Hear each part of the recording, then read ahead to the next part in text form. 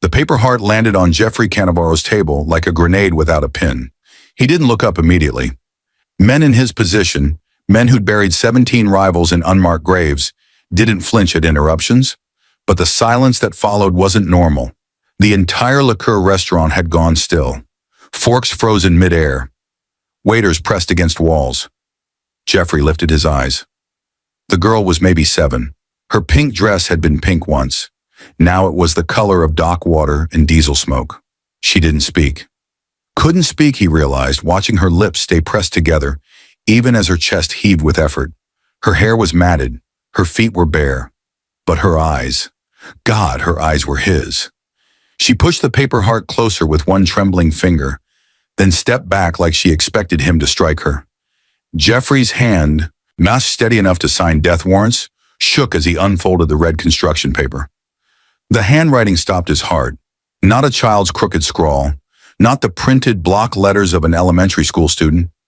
This was cursive, elegant, looping, with a distinctive C-stroke that curled like a question mark at the end.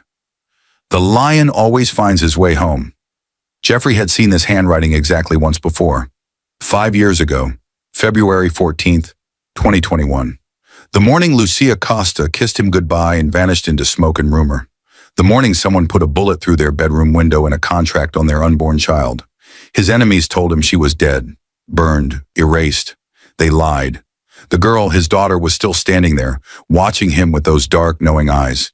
No fear now, just waiting. To wait, like she'd walked through hell to deliver this message and didn't know what came next. Jeffrey Cannavaro, the man who could disappear a human being with a phone call, did something he hadn't done since he was 9 years old and found his father's body. He wept. The restaurant remained frozen.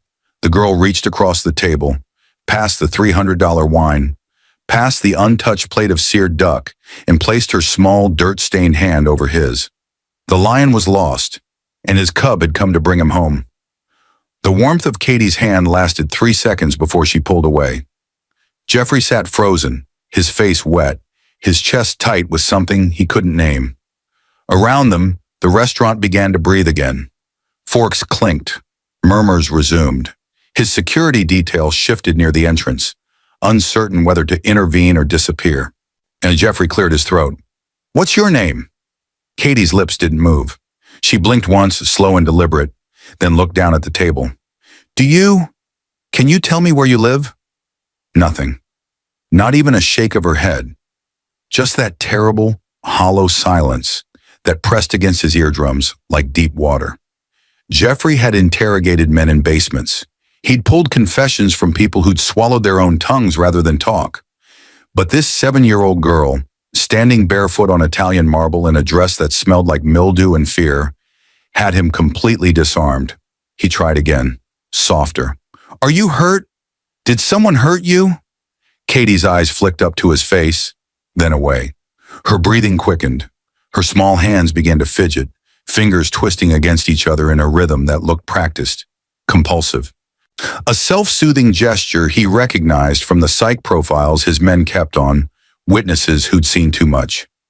Trauma response, selective mutism. The clinical terms floated through his mind, useless and cold. "Okay," Jeffrey said quietly. "You don't have to talk. That's okay." He gestured to the chair across from him. Katie didn't sit. Instead, she glanced at the white tablecloth, then at his untouched plate, then back at him, asking permission without words. Jeffrey pushed the plate toward her. "Go ahead." She didn't touch the food. Her hands went to the paper heart instead, flipping it over to the blank side. Then she looked at him again, expectant, waiting. It took him a moment to understand. "You need something to write with?" A single nod. Jeffrey snapped his fingers. One of the waiters materialized instantly, trembling. "A pen. And now!" The man produced a cheap ballpoint from his apron pocket and fled. Jeffrey slid it across the table. Katie caught it with both hands, hunched over the paper, and began to draw. Her movements were quick, almost frantic. The pen scraped across the construction paper in jagged lines. Jeffrey watched, his throat tightening, as a crude sketch took shape. A house, broken windows, a door hanging off its hinges. Beside it, a stick figure of a woman with long hair, holding the hand of a smaller figure, a child. Katie tapped the smaller figure twice. Then she pointed at herself. "That's you," Jeffrey said. Another nod. "And that's your mother?" Katie's pen hesitated. Then she drew a large X over the house, pressing so hard the paper tore slightly. She flipped to a clean section and drew again. This time the lines were softer. And a different building, taller, rectangular windows in neat rows. She sketched a stick figure inside one window, faceless, alone. She drew bars over the window. Prison? No. The building was too narrow, too many floors. An apartment? Jeffrey guessed. Katie shook her head. She drew a cross on top of the building, a church steeple. A shelter, Jeffrey breathed. You're staying at a shelter. Katie's pen stilled. She nodded, barely perceptible, and her eyes filled with tears that didn't fall. She'd learned not to cry. That realization hit Jeffrey like a second gunshot wound. He reached across the table slowly, giving her time to pull away. She didn't. His hand covered hers, dwarfing it. You're safe now, I promise you. Nothing is going to hurt you. Katie pulled her hand free and drew again. This time she sketched a figure in a suit. Hotter, broad shoulders, dark hair. She added tears falling from the face. Then she drew a heart between the suited figure and the small child. She was drawing them, him and her. You knew, Jeffrey whispered.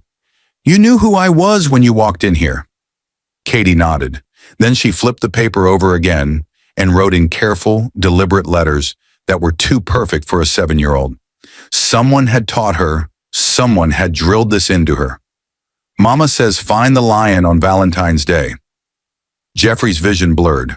Where is she? Where's your mama? Katie's face crumpled. She grabbed the pen and scribbled furiously. The word came out in all capitals, underlined 3 times. Scared. Scared of what? Katie drew a skull, then another, then another. 5 skulls in a row, each with crossbones beneath. She circled them all and drew an arrow pointing at the suited figure, pointing at him. She was scared of his world, of the death that followed him like a shadow. Jeffrey pushed back from the table and stood. Every instinct screamed at him to grab the girl, lock her in the safest room he owned, surround her with armed guards. But Katie flinched when he moved, her whole body tensing like she expected a blow. He forced himself still, forced his voice into something gentle. I'm going to find her. Your mama. I'm going to bring her to you, and I'm going to make sure no one ever hurts either of you again. Katie stared at him. Then slowly she picked up the paper heart, the one with Lucia's handwriting, and pressed it back into his palm. A directive, a mission. The lion had his orders. Mira Santoro didn't sleep much. At 3 a.m, she was exactly where Jeffrey expected her to be. In the back office of his private security firm, surrounded by monitors and half-empty coffee cups. She looked up when he entered, her sharp eyes immediately registering the state of him. Disheveled suit, red-rimmed eyes, the paper heart clutched in his fist like a religious artifact. I need you to run this, Jeffrey said, placing the heart on her desk. Mira didn't touch it. She leaned forward, studying the handwriting under the harsh LED light. Her expression didn't change, but Jeffrey saw her fingers twitch. Recognition or disbelief, he couldn't tell which. Where did you get this? Her voice was carefully neutral. A child at the restaurant. She couldn't have been older than 7. Did she say anything? She can't speak, draws instead. Mira, I need you to tell me I'm not losing my mind. Mira finally picked up the paper, holding it by the edges like evidence at a crime scene. She turned it over, examined the fold lines, then pulled out a jeweler's loupe and bent close. Seconds stretched into minutes. Jeffrey stood rigid, hands behind his back to keep them from shaking. The S stroke, Mira muttered. The loop closure, the pressure variation. She set the loop down and opened a drawer, pulling out a thin folder. Jeffrey recognized it immediately. The Lucia file, the one Mira had wanted to burn 3 years ago when every lead went cold. She extracted a single page, a handwritten note from 2019, something mundane, a grocery list in Lucia's elegant cursive. She placed it beside the paper heart. The silence in the room became suffocating. It's her, Mira said finally. And Hama, this is Lucia's handwriting. Not similar, not forged. This is her hand. Jeffrey's knees nearly buckled. He gripped the edge of the desk. You're certain? I've analyzed her writing for 5 years. The baseline slant, the letter spacing, the way she crosses her T's with that slight upward flick. This isn't someone copying her style. This is her. Mira looked up at him, and for the first time in a decade of working together, he saw something like fear in her eyes. Jeffrey, if Lucia wrote this, she's alive. I know. And the child? Mine. Ours. She has my eyes, Mira, and she knew exactly where to find me. Mira stood abruptly, moving to one of her computer terminals. Her fingers flew across the keyboard. If she's alive, she's been hiding. Deep. I've had alerts running for 5 years. Every database, every hospital, in every morgue, every border crossing. Nothing. Which means she's either off-grid or using a different identity. Can you track her from the handwriting? No, but I can track the girl. Mira pulled up surveillance footage from the liqueur restaurant. Katie appeared on screen, a small figure weaving between cars on the street outside. Mira enhanced the image, tracked her backwards. She came from the east, walking. No adult with her. A 7-year-old crossed the city alone on Valentine's Day. Not just crossed. Look. Mira zoomed in on Katie's feet. No shoes. Her soles are calloused. She's been walking like this for a while. This wasn't her first long trek. The footage followed Katie back through 3 different camera angles. She moved like a ghost through the wealthy district, past boutiques and galleries, and until the cameras became sparse. The timestamp showed her journey had taken 47 minutes. She came from the slums, Jeffrey said. East side, near the industrial docks. Mira's expression darkened. That's Gallo territory. The name hit Jeffrey like ice water. Valeria Gallo, his oldest rival, the woman who'd tried to take his territories twice and failed both times. The woman whose brother he'd killed in 2020. If Valeria knows Lucia is alive, she'd use her as leverage, Mira finished. But if she knew Lucia would already be dead or in chains, which means Lucia's been invisible even to the gallows. Mira brought up a map, marking the restaurant and drawing a radius eastward. The girl walked for 47 minutes, average child's walking speed, about 2 miles per hour. That puts Lucia's location within a 3-mile radius of the docks. She highlighted a section of the city Jeffrey rarely thought about.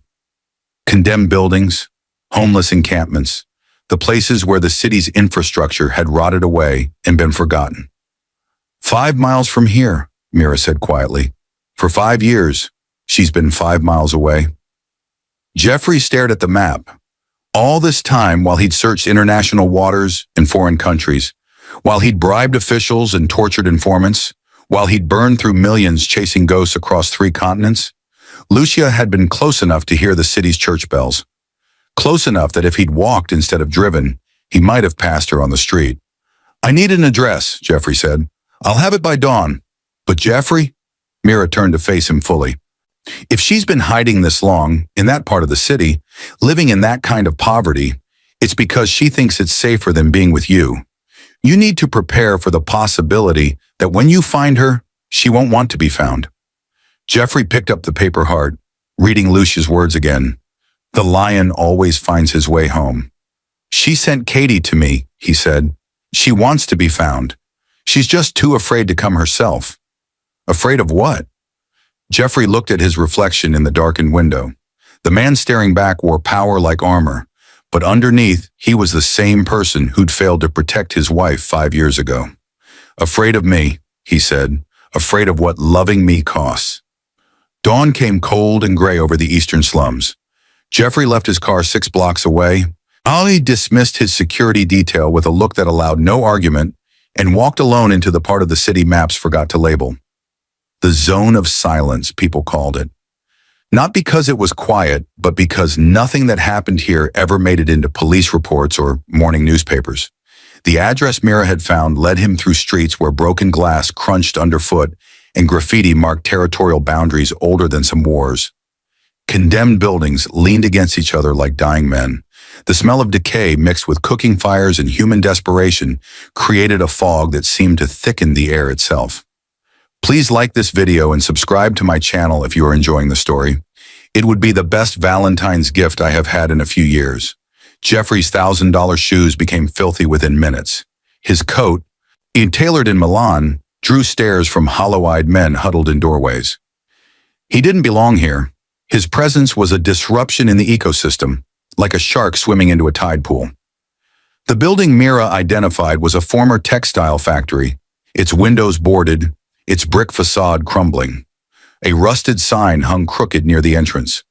No trespassing, structural hazard. Jeffrey pushed through a gap in the plywood covering the door and descended a stairwell that smelled of mold and urine. The basement was a warren of makeshift rooms created by hanging sheets and scavenged plywood. Dim light filtered through high windows, caked with decades of grime. Somewhere, a radio played static-filled music. Jeffrey moved silently, his years of tactical training overriding the urge to call out her name. He found her in the third room. Lucia Costa stood at a wash basin, her back to him, scrubbing clothes against a ribbed board. Her hair, once glossy black and always smelling of jasmine, hung in a practical braid down her back, streaked with premature gray. She wore a faded dress that had been mended so many times the original fabric was barely visible. Her hands, delicate hands that used to play piano at charity galas, were red and chapped from harsh soap. Jeffrey's throat closed. This was the woman he'd promised the world, and she was washing rags in a basement that should have been condemned. "Lucia," he whispered. She froze. The washboard slipped from her hands and clattered into the basin. For 3 heartbeats, she didn't move. Then slowly, mechanically, she turned. Her face was thinner. Lines creased her forehead that hadn't been there 5 years ago. But her eyes, dark and infinite, were exactly as he remembered. They widened when they met his, filling with something that looked less like joy and more like terror. "No," she breathed. "No, no, no." She backed against the wall, her wet hands leaving prints on the concrete. "You can't be here. You can't." Jeffrey stepped forward. "Lucia, it's okay. I'm here. I found you. Katie came to me. Katie?" Lucia's voice cracked. "She went to you? She actually—" Her knees buckled. Jeffrey caught her before she hit the ground, but she wrenched away from his touch like it burned. "Don't touch me! Don't you understand what you've done?" "I haven't done anything. I've been looking for you for 5 years. And now you've found me." Lucia's composure shattered. Tears streamed down her face. "Do you think you came here alone? Do you think the shadows don't follow everywhere you go?" Jeffrey glanced around the dim basement. Empty. Silent except for distant dripping water. "There's no one here. I made sure—" "You made sure?" Lucia laughed, a broken sound. "Jeffrey, you're the king of a criminal empire. You can't buy groceries without 3 people reporting it to your enemies. You think you walked through 6 blocks of slums without anyone noticing? Without someone making a phone call? The gallows have eyes in every crack in this city, and you just led them straight to us." The truth of her words hit him like a physical blow. He'd been so focused on finding her that he hadn't considered the trail he was leaving. In his world, he moved with impunity because everyone feared him. But here, in the forgotten margins, fear meant nothing. Information meant survival. Surely information about his movements was currency. "Then we leave," Jeffrey said. "Right now. I have safe houses. I have resources." "Your safe houses?" Lucia's voice rose. "Your resources? Jeffrey, don't you see? Everything you own, everything you control, it all has blood on it. The moment I step into your world, I become a target. Katie becomes a target. We've been safe here precisely because we have nothing, because we're invisible." "Safe?" Jeffrey looked around the basement. The mold-stained walls, the bare concrete floor, the single camping lantern providing light. "You call this safe? Safer than being your wife?" The words came out like a slap. Lucia pressed her hands to her mouth, but the damage was done. Jeffrey stepped back as if physically struck. "I loved you. I still love you." "I know," Lucia whispered. "That's why I had to disappear. Your love is a cage made of gold and blood, and I couldn't let Katie grow up in it." She wiped her face with shaking hands. "I've spent 5 years teaching her to be invisible, to stay silent, to survive without depending on anyone, especially you. And in one night, she undid everything. She knew who I was. She came looking for me because I told her stories, because even after everything, I couldn't make myself erase you completely. And now, Lucia's eyes went to the basement stairs. Now we have maybe an hour before someone connects the dots, before Valeria Gallo realizes you have a daughter and decides she's worth more to her than to you.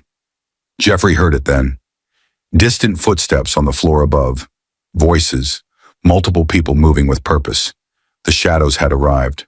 And he'd brought them straight to his family's door. The phone call came to Valeria Gallo at 6:47 a.m., just as she was finishing her espresso. The voice on the other end belonged to a street informant named Dustin Reeves, one of dozens who fed her information from the slums in exchange for protection money. You said to call if anything unusual happened in the zone. Valeria set down her cup with deliberate care. I'm listening. Jeffrey Cannavaro just walked into the old textile factory on Mercer Street. Alone. No security. No weapons visible. The words hung in the air like smoke. Valeria replayed them once, twice, testing them for truth. Jeffrey Cannavaro didn't go anywhere alone. The man traveled with armed guards the way normal people traveled with car keys. You're certain it was him? 6'2", a dark hair going silver at the temples, scar on his left jaw. Wearing a coat worth more than my apartment. Yeah, I'm certain. Valeria ended the call and stood, moving to the floor-to-ceiling windows of her penthouse.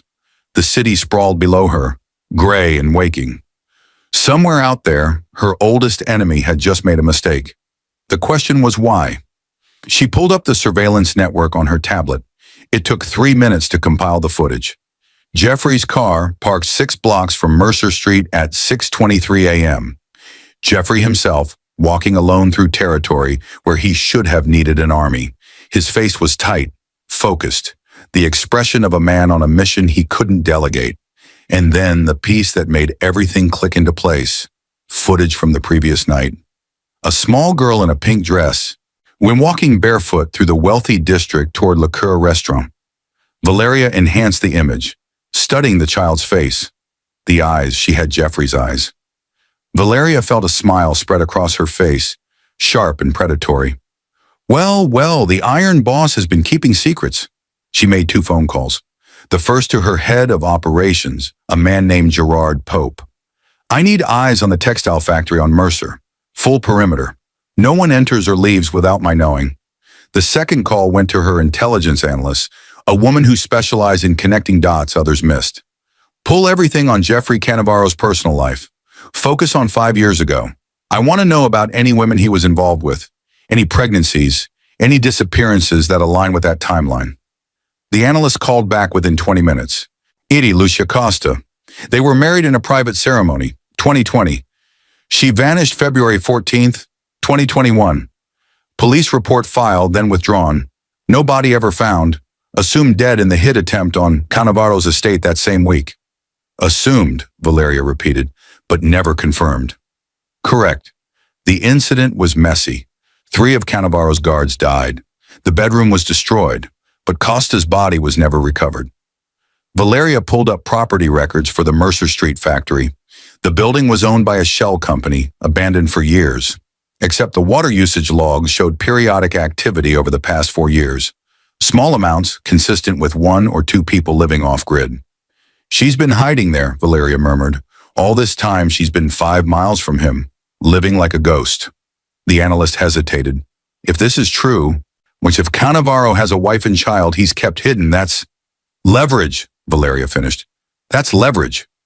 She disconnected and made a third call.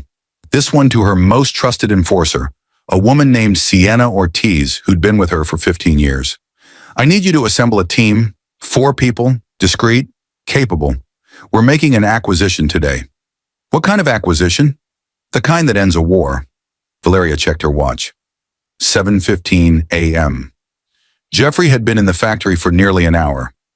Jeffrey Cannavaro is about to learn what happens when the untouchable develops something worth touching. By 7:30, Valeria was in her armored SUV, heading toward the slums. Gerard had confirmed Jeffrey was still inside the building. The informant networks were buzzing with the news. The great Jeffrey Cannavaro, slumming in condemned housing. The speculation ranged from a secret drug deal to a mental breakdown. Only Valeria knew the truth, and she intended to use it. Her brother's face flashed through her mind. Antonio Gallo, dead 5 years because Jeffrey had decided expansion was more important than negotiation. She'd sworn over his grave that she would destroy the man responsible. But Jeffrey was too careful, too protected. His empire had no weak points. Until now. The SUV pulled up 2 blocks from the factory. Valeria stepped out into the gray morning, flanked by Sienna and 3 others. They moved silently through the slums, weapons concealed, faces unremarkable. Just another group navigating the forgotten streets. Gerard's voice came through her earpiece. Perimeter is secure. We have thermal imaging showing 3 heat signatures in the basement. 2 adults, 1 child.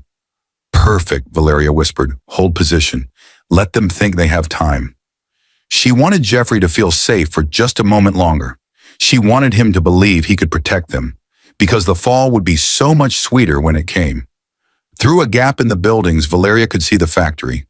Broken windows like dead eyes. Rusted fire escapes clinging to brick like metal ivy. This was where Jeffrey's wife had chosen to live, rather than remain in his world. That told Valeria everything she needed to know about the kind of prison his love created. She pressed her earpiece. Sienna, when I give the word, we move fast.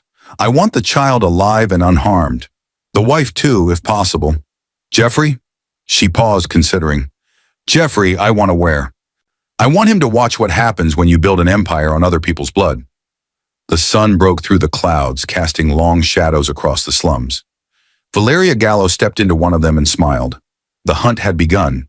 They made it out through a service tunnel Jeffrey hadn't known existed. Lucia led them through darkness, Katie's hand clutched in hers, Jeffrey following with his phone's flashlight, cutting weak paths through the black. Behind them, footsteps echoed in the basement. Voices shouted coordinates. The Gallos had entered the building seconds after they'd slipped into the tunnels. The passage emptied into a storm drain 3 blocks away. They emerged into daylight like refugees from an underground war, blinking and breathless. Jeffrey made one call to Mira, gave their location in code, and then 12 minutes later a black sedan pulled up with windows tinted dark enough to hide bodies. The safe house was 40 minutes north, buried in wooded hills where Jeffrey's name still meant something. A modern fortress disguised as a lakeside estate with reinforced walls and enough surveillance equipment to monitor a small country. 6 guards stood at attention when the car pulled through the gates. Another 4 patrolled the perimeter. All of them armed, all of them watching. Katie saw them and stopped breathing. Jeffrey noticed when her small body went rigid in Lucia's arms. Her eyes had gone wide, fixed on the nearest guard. A man named Patrick Reeves, who'd been with Jeffrey for 8 years and had never raised his voice, let alone his weapon, in anger. But Katie didn't know that. She only saw the gun holstered at his hip and the tactical vest that made him look twice his actual size. It's okay, Lucia whispered, but her own voice was shaking. They're here to help. Katie began to hyperventilate, small, sharp gasps that came too fast. Her fingers dug into Lucia's sleeve hard enough to leave marks. When Patrick stepped forward to open the door, Katie made a sound Jeffrey had never heard from a human throat. A high, keening whine of pure terror. Stop, Jeffrey ordered. Patrick froze mid-step. Everyone fall back. 20 yards. Now. The guards exchanged glances but obeyed. They retreated across the lawn like a receding tide, but their presence remained. A wall of muscle and weapons between Jeffrey's family and the world. Inside the house, things didn't improve. Katie wouldn't leave Lucia's side. She pressed herself against her mother's legs and stared at the security cameras mounted in the corners, at the reinforced windows, at the panic room door visible down the hallway. Her breathing never slowed. She'd started that rhythmic hand-wringing again, fingers twisting and pulling with increasing desperation. Lucia carried her to a bedroom on the 2nd floor. Jeffrey followed but stopped at the doorway, watching as his wife laid their daughter on a bed that probably cost more than Lucia had earned in 5 years of washing clothes in basements. She's having a panic attack, Lucia said quietly. This place, the guards, all of it. It's triggering her. Triggering what? Lucia looked at him with exhausted patience. The night we disappeared, she was 2 years old. She doesn't remember it consciously, but her body does. Men with guns, shouting, glass breaking, blood. She stroked Katie's hair with infinite gentleness. I've spent 5 years teaching her that safety means invisibility, that men with weapons mean danger. You can't expect her to unlearn that in one afternoon just because you tell her it's different now. Jeffrey watched his daughter curl into a ball, her whole body trembling. This was supposed to be sanctuary. Instead, he'd brought her to another kind of prison. What do you need? He asked. Space, quiet, time. Lucia didn't look at him, and fewer reminders that we're surrounded by armed strangers. Jeffrey left the room and made his way downstairs.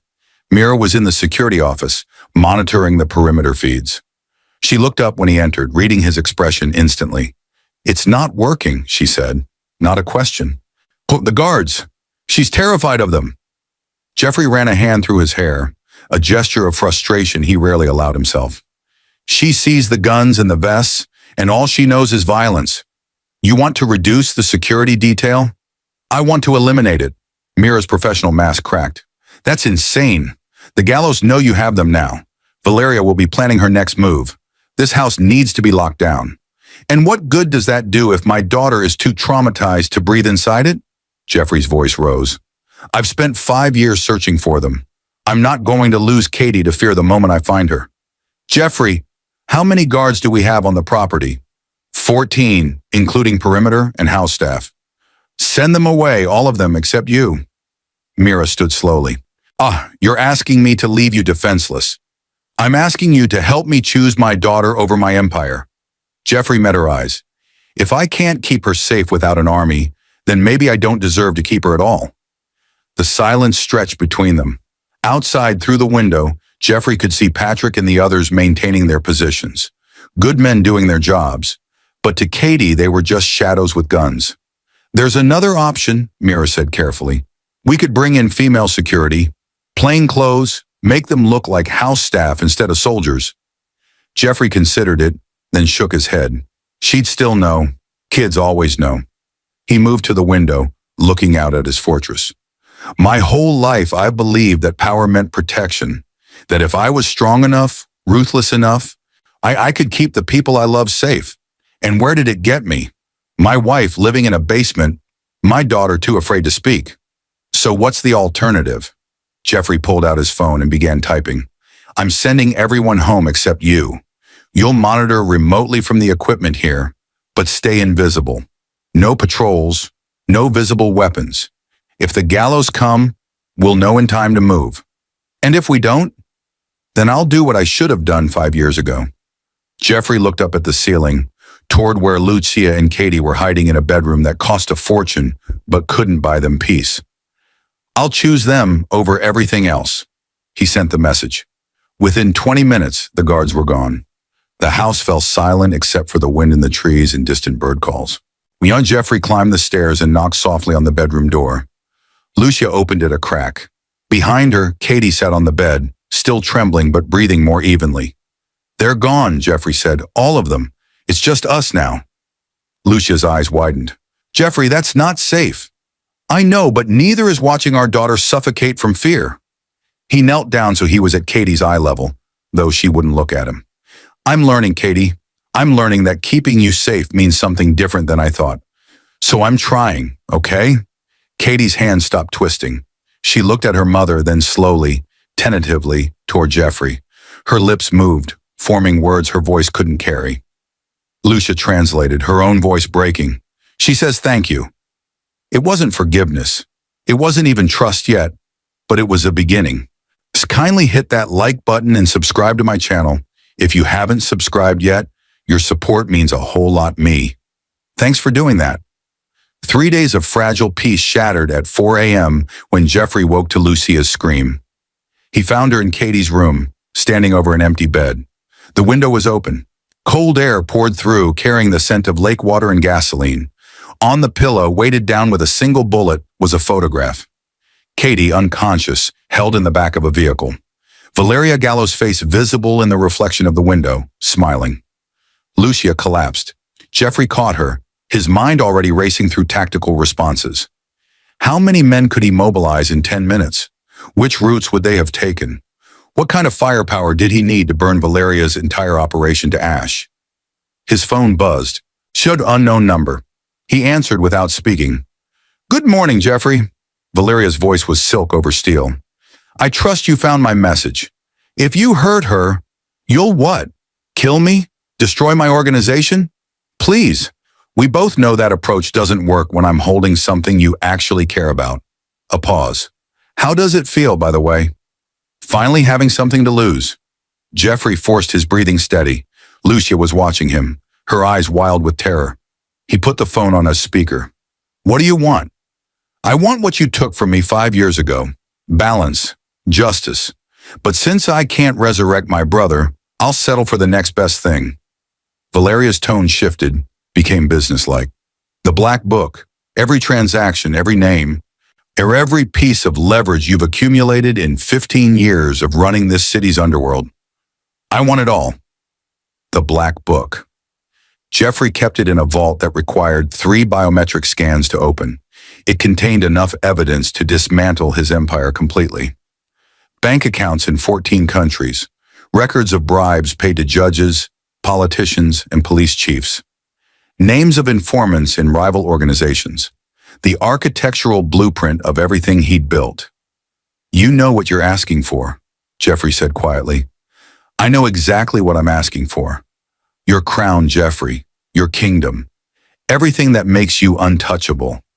Valeria laughed, a sound like breaking glass. Fair trade, I'd say. My brother's life for your life's work. And Katie? Will be returned unharmed the moment I verify the book's authenticity. You have my word. Your word means nothing. Then you have a choice to make. Trust me or watch your daughter disappear the way Lucia did. Except this time, I guarantee you won't find her. Not in 5 years. Not in 50. Lucia made a sound like a wounded animal. Jeffrey pulled her close, his jaw clenched so tight it ached. Where and when? The old shipping docks. Pier 7, noon today. You come alone. No weapons, no backup. I'll have eyes on every approach. If I see so much as a suspicious car, the deal's off and Katie pays the price. How do I know she's alive? The phone rustled. Then faintly a child's breathing. Ragged, frightened, but alive. Jeffrey's chest constricted. Satisfied? Valeria asked. Noon, Jeffrey. Don't be late. The line went dead. Lucia turned to him, gripping his shirt with both hands. You can't trust her. She'll take the book and kill Katie anyway. I need to give her what she wants.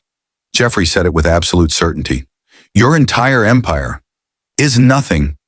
Jeffrey cupped Lucia's face, forcing her to meet his eyes. It's ink and paper and digital ghosts. Katie is real. She's ours. And I would burn every empire I could ever build if it meant bringing her home. Mira appeared in the doorway, already dressed, laptop in hand. She'd heard everything through the house's internal system. This is a trap. Valeria won't honor any deal. The moment you hand over the book, you lose your only leverage. I don't have leverage. I have a 7-year-old daughter who's been kidnapped because of choices I made. Jeffrey moved to his office, Mira and Lucia following. He opened the vault with practiced efficiency. The black book sat inside, a simple leather journal next to 3 encrypted hard drives. He pulled them both out. Jeffrey, no! Mira's voice was pleading now. We can find another way. There is no other way. Every minute I spend planning an assault is another minute Katie spends terrified. Every tactical advantage I try to gain is another risk that Valeria panics and runs. He looked at the book in his hands. 15 years of careful documentation. Every secret that made him powerful. This was supposed to protect my family. Instead, it's what put them in danger. Lucia touched his arm. What if she doesn't let her go? Then I die trying to get her back. But at least I'll die as Katie's father, not as the man whose empire killed her. He spent the next 7 hours preparing, not weapons or backup plans, but something else entirely. He drafted documents transferring his legitimate assets to Lucia. He recorded a video confession of his crimes, instructions to send it to federal prosecutors if he didn't return. He wrote Katie a letter she was still too young to read, explaining why he'd made the choices he made. At 11:30, he dressed in simple clothes. Jeans, a plain jacket, no jewelry, no expensive watch. Nothing that marked him as Jeffrey Cannavaro, crime lord. Just a father trying to save his daughter. Mira tried one last time. Let me come with you, hidden at a distance, just as insurance. Jeffrey shook his head. If I'm going to earn Katie's trust, I need to prove I can choose differently. No guards, no weapons, no contingencies. Just faith that sometimes the right thing to do is also the most dangerous. He kissed Lucia goodbye. She clung to him, but he gently extracted himself. If he held on any longer, he might not have the strength to leave. The drive to the docks took 20 minutes. Jeffrey parked and walked the last quarter mile, the black book and hard drives in a weatherproof bag. The February wind cut through his jacket, carrying the smell of salt and rust. Pier 7 stretched into gray water like a broken finger. At the end, a figure waited. Valeria Gallo stood alone, backlit by weak afternoon sun. Jeffrey walked forward, each step feeling like walking off the edge of the world. Valeria Gallo stood at the pier's edge, immaculate in a charcoal coat that probably cost more than the boat rotting behind her. She wasn't alone. Sienna Ortiz flanked her right, weapon visible. Gerard Pope stood to her left, holding Katie. The girl was conscious but silent. Her eyes found Jeffrey's across the distance, and something inside him broke at the recognition there. Not hope, just exhausted resignation, like she'd always known this was how it would end. "You came," Valeria called out. The wind carried her voice sharp and clear. "I'll admit, I had doubts. Thought you might try something clever." Jeffrey kept walking until 20 feet separated them, close enough to see Katie's tear-stained face, close enough to count the ways he'd failed her. He held up the bag containing the black book. "I brought what you asked for." "So I see." Valeria gestured to Gerard. "Show me the girl's still worth trading for." Gerard knelt down to Katie's level. "Say hello to your father, little one." Katie's lips pressed together. She wouldn't speak, couldn't speak, but her eyes stayed locked on Jeffrey's face, or searching for something. A promise, maybe. Or proof that adults could keep them. "She's fine," Gerard confirmed. "Scared, but unharmed." Jeffrey opened the bag, pulled out the leather journal and hard drives. Everything you wanted. 15 years of documentation, bank accounts, bribes, informants, transaction records. Enough evidence to dismantle my organization and rebuild it under your name. Valeria's eyes gleamed. "Let me see." Jeffrey opened the journal to a random page. Names and numbers filled the handwritten entries, his own meticulous script documenting a meeting with a city councilman in 2019. He held it out far enough for Valeria to read without coming closer. She studied it, comparing it to a photograph on her phone. "That's your handwriting. And the accounts? All legitimate. Passwords are on the drives. You'll have full access within an hour of verification." "Well," Valeria's smile was predatory, "it seems you really do love the child more than your crown." "I love my daughter more than anything." Jeffrey said it clearly, letting Katie hear, letting her know. "Now give her to me." Valeria tilted her head. "Of course. A deal's a deal." She nodded to Gerard, who released Katie's arm. The girl stood frozen, uncertain. "Go on, sweetheart. Go to your daddy." Katie took one step, then another. Her bare feet made no sound on the weathered planks. She was halfway to Jeffrey when Valeria spoke again. "You know what's funny, Jeffrey? My brother made a deal with you once. A territory split. Fair terms. You shook his hand. Her voice hardened. Then you put 3 bullets in his chest." Jeffrey's blood went cold. "Sure, Valeria, so forgive me if I don't trust handshake agreements." Sienna's weapon rose. The shot cracked across the water like breaking bone. Jeffrey felt the impact before he heard it. Center mass. The force drove him backward, his feet slipping on the dock. He saw Katie's mouth open in a silent scream. Saw Lucia's paper heart flutter from his jacket pocket where he'd kept it close to his chest. Then he hit the water. The cold was absolute. It drove the air from his lungs, filled his nose and mouth with brine. Jeffrey sank, the weight of his jacket pulling him down. Above, distorted by waves, he saw figures moving. Katie's small silhouette reaching toward the edge. Someone pulling her back. His chest burned, not from drowning, from the impact point. But he was breathing. Somehow, impossibly, he was breathing. The vest. Mira had slipped it on him while he was dressing, thin enough to hide under clothing, strong enough to stop a 9mm round.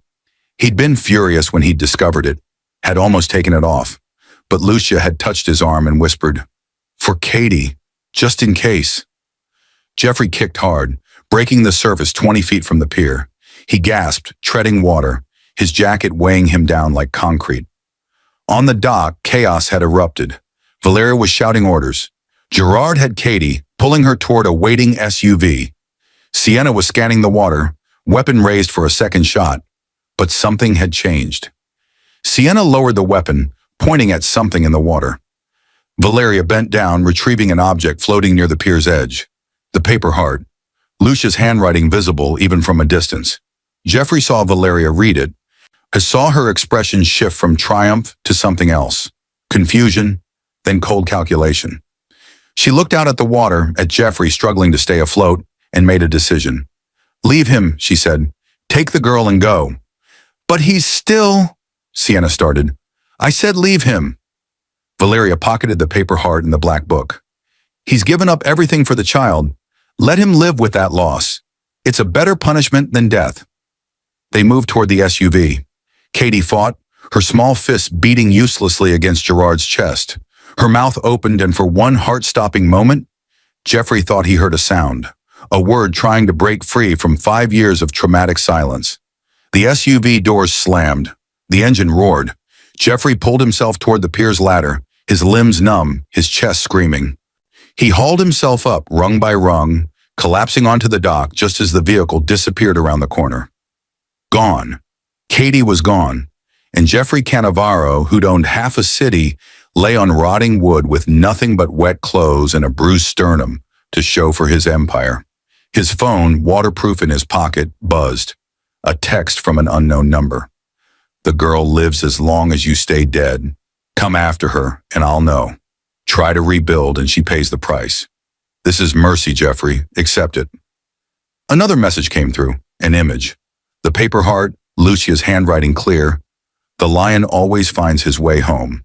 And beneath it, Valeria's typed response. "But sometimes home is a place you can never return to."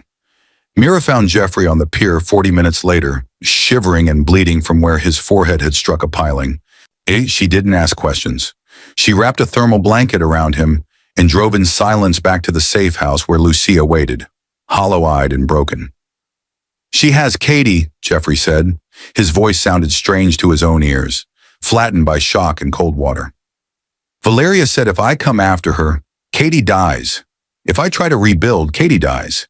If I so much as breathe in a way she doesn't like, Katie dies." Lucia's face crumpled. "So that's it? We just let her keep our daughter?" "No," Mira spoke for the first time since the pier. "We make Valeria think there's nothing left to threaten. We remove Jeffrey from the equation entirely." Jeffrey looked up. "What are you suggesting?" "You die." Mira sat down across from him, her expression clinical. "Not metaphorically, not in hiding. You die publicly, spectacularly, in a way that leaves no doubt, and then you cease to exist. Fake my death. Not fake, real as far as the world is concerned. Dental records, DNA evidence, witnesses, the works. I can do it, but you need to understand what you're giving up. Your name, your money, your identity. Everything Jeffrey Cannavaro ever was gets buried, and you become someone new, someone invisible." Lucia's hand found Jeffrey's. "Could it work? Could we get Katie back if Valeria thinks he's gone?" "Maybe not immediately," Mira said. "But eventually, yes. If Jeffrey is dead, Katie stops being leverage. She becomes a liability, a witness to kidnapping and attempted murder. Valeria's practical. She'll cut her losses, especially once Jeffrey's empire fragments and she's busy consolidating power." Jeffrey thought of Katie's face on the dock, near her silent scream as he went into the water. How long? Months, maybe a year. You'd need to stay dead long enough for the underworld to accept it, for Valeria to feel secure. Then when her guard drops, when she's convinced the threat is gone, we find Katie and we disappear. All of you. New identities, new country, new lives. "A year," Lucia's voice broke. "She'll be with that woman for a year. Or she'll be dead if we move too soon." Mira's bluntness was cruel but necessary. "Valeria's watching, The moment Jeffrey surfaces, Katie pays. This is the only way. The silence stretched like a wound. Finally, Jeffrey nodded. Do it. Mira started that night. The plan came together with the precision of a surgical strike. She owned a warehouse near the industrial district. On her purchase through enough shell companies that even Jeffrey's own accountants didn't know it was his. It was scheduled for demolition anyway, insurance paid up. No one would question an accidental explosion. She needed a body, not just any body, one with Jeffrey's approximate height and build. Mira found it in the city morgue, an unidentified man, late 40s, similar bone structure, dead from an overdose 2 days prior. The man had no family, no one to claim him.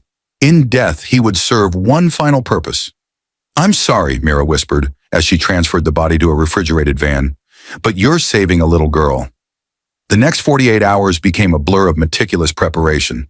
Jeffrey's dental records, updated that morning with a cooperative dentist who owed Mira favors. Personal effects planted in the warehouse. His watch, his wallet, even a monogrammed shirt. Security footage showing Jeffrey entering the building alone at 11 p.m.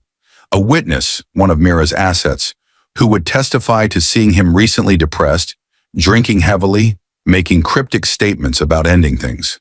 The explosion was scheduled for 2 a.m. on February 20th, 2026. Mira rigged it to look like an electrical fire that hit a gas line, hot enough to explain significant remains damage, controlled enough not to destroy the dental evidence she needed found. Jeffrey watched from 3 miles away as the warehouse lit the night sky orange. The blast echoed across the industrial district, rattling windows. Within minutes, sirens converged. Fire trucks, police, ambulances that would find nothing to save. Lucia stood beside him, tears streaming silently down her face. You're dead now. I know. Jeffrey Cannavaro is gone. I know. She turned to him, studying his face like she was memorizing it. Who are you now? He didn't have an answer. Mira did. Thomas Wright, she said, handing him a driver's license. The photo showed Jeffrey, but older somehow. Tired. The name belonged to a man who'd never owned anything, never hurt anyone, never built an empire on blood and fear. Born in Delaware, accountant, recently divorced, no children. No children. The words felt like a knife. The news broke at 6 a.m. Crime lord Jeffrey Cannavaro, dead in warehouse explosion. By noon it was national, by evening international. Speculation ran wild. Suicide, assassination, gang warfare. The conspiracy theories multiplied, but they all agreed on one thing. Jeffrey Cannavaro was gone. His organization fragmented within days. Without his iron control, the territory split among competing factions. Valeria Gallo moved fast, claiming the most profitable districts. Other players emerged from the shadows, carving up what remained. The empire Jeffrey had spent 15 years building disintegrated in less than a week.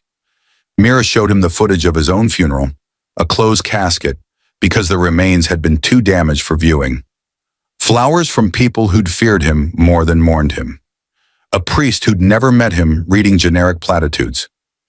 Lucia and Katie were notably absent. Officially, they'd relocated for their safety, though no one knew where.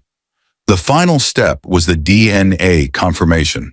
Mira had bribed the medical examiner, ensured the right samples were tested, the right reports filed. The body in the warehouse was Jeffrey Cannavaro, no doubt. The case was closed. 3 weeks after the explosion, Jeffrey stood in front of a mirror in a rented apartment, studying the stranger looking back. He'd shaved his beard, cut his hair short. Contact lenses changed his eye color from dark brown to gray. He wore cheap clothes from discount stores. No jewelry, no expensive watch. Thomas Wright looked nothing like Jeffrey Cannavaro. And somewhere in the city, hidden in Valeria Gallo's network, Katie was learning to survive without him. I'm coming for you, Jeffrey whispered to his daughter across the distance. I'm dead, but I'm coming. Just hold on a little longer.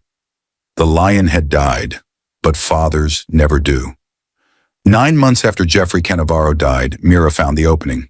Valeria had grown confident, complacent even, on with her expanded territory. Katie had been moved to a estate outside the city, guarded but not imprisoned. Just another piece of property Valeria had acquired. fading in importance as new conflicts demanded attention. The extraction took 11 minutes. Mira's team went in during a shift change, dressed as maintenance workers. They found Katie in a bedroom that looked expensive and felt empty, drawing pictures on paper someone had given her to keep her quiet. She recognized Mira from the safe house. Didn't fight, didn't make a sound. Just took the offered hand and walked out. By the time Valeria's people noticed, Katie was on a plane to Nova Scotia with forged documents identifying her as Sophia Wright, daughter of Thomas and Lucia Wright, Canadian citizens returning home from a difficult custody situation. The cottage sat on 3 acres of pine forest overlooking a lake so clear you could see stones on the bottom 20 feet down. No neighbors within a mile, no security cameras, no guards, just a gravel driveway, a vegetable garden Lucia had started, and silence that felt like healing instead of threat. Jeffrey, Thomas now, he had to remember, worked as a bookkeeper for a small fishing cooperative.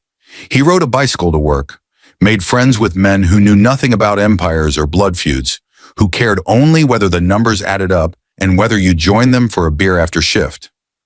Lucia cleaned houses 3 days a week, not because they needed the money Mira had secured for them, but because she said it felt good to make things clean again, to erase stains that actually came out. Katie had been with them for 4 months. Soon will 4 months of careful rebuilding, of learning that adults could be trusted sometimes, that homes didn't have to hide you, that safety wasn't something you stole in moments between disasters. She still didn't speak. The doctors said she might never speak, that the trauma had roots too deep for simple healing. But she'd started drawing different pictures, not maps of danger and escape routes, but flowers and trees and the lake outside their window. She'd started sleeping through the night, started eating without checking exits first. Progress, the therapist called it. Jeffrey called it resurrection. It was late June when it happened. The garden had finally started producing, and Lucia was showing Katie how to identify which vegetables were ready for harvest. Jeffrey watched from the porch, a cup of coffee growing cold in his hands. Was no expensive espresso, just grocery store grounds in a drip machine. It tasted better than anything he'd had in his old life. Katie knelt beside a tomato plant, examining the leaves with the intense focus she brought to everything. Then she went still, her attention caught by something beyond the vegetables. A wild rose bush grew at the garden's edge, half strangled by weeds but blooming anyway. One flower had opened that morning, deep red petals catching the afternoon sun. Katie stood slowly, walked to the rose bush, reached out but didn't touch, like she understood something that beautiful deserved respect.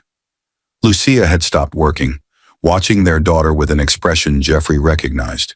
Hope mixed with fear, the terror that comes from wanting something so badly that you're afraid to breathe in case you break the moment. Katie stared at the flower for what felt like hours. Then her lips moved. A sound emerged, rusty and uncertain, like a voice remembering how to exist. Beautiful. One word, barely a whisper, but it shattered the silence like a stone through glass. Lucia's hands flew to her mouth. Tears spilled down her face. Jeffrey set his coffee down before his shaking hands dropped it. Neither of them moved. Neither of them spoke, afraid that any response might send Katie back into the quiet place she'd lived for so long. Katie touched the rose petal with one finger. Beautiful, she said again, stronger this time. Then she turned to look at her parents, and her face held something Jeffrey had never seen there before. Not fear, not resignation, something lighter, something that might, with time, become joy. Mama, Katie said. Ah, Papa, she pointed at the rose. Beautiful. Lucia crossed the garden in 3 steps, dropping to her knees, pulling Katie into her arms. Katie didn't flinch, didn't pull away. She wrapped her small arms around her mother's neck and held on. Jeffrey joined them, kneeling in the dirt he'd once considered beneath him, wrapping his arms around both of them, his family, found and lost and found again. Katie's voice, fragile and new, whispered against his shoulder. Home now. We're home now. And Jeffrey understood finally what he'd spent 15 years failing to learn. Power wasn't control. It wasn't fear or money or the ability to make people disappear. Power was this, a 7-year-old girl finding her voice in a garden where nothing hunted her, A wife who could sleep without weapons under the pillow. A life small enough to hold in two hands and strong enough to be worth every empire he'd burned to get here. The lion had found his way home after all, not to a throne or a territory, not to gold or blood or respect bought with violence. Home was a cottage in Nova Scotia, a garden full of vegetables, a red rose blooming wild, and a daughter who'd finally learned that beautiful things could exist without cost. Jeffrey Cannavaro was dead. Thomas Wright was alive.